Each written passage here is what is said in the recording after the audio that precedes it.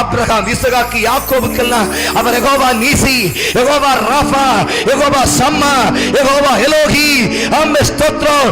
ஆனால் இன்னைக்கு கர்த்தர் சொல்கிறார், உனக்கு அவர் எலோகி மட்டுமில்லை, அவர் உனக்கு ராஃபா மட்டுமில்லை, இன்னைக்கு அவர் உனக்கு தகப்பனாக இருக்கிறார், அவருடைய அப்பாவாக இருக்கிறார். அநேகருக்கு இந்த ஸ்தோத்திரம், இந்த மனுஷன் எஜமான, அல்லேலூயா. அநேகருக்கு நல்ல ஊராதார், நல்லவருக்கு சிலருக்கு சொல்றாங்க, இந்த மனுஷனை பார்த்து சொல்றாங்க, நீங்க எனக்கு முதலாளி, ஸ்தோத்திரம், நீங்க எஜமான. எல்லாருக்கும் அப்படி திறக்கிறாங்க.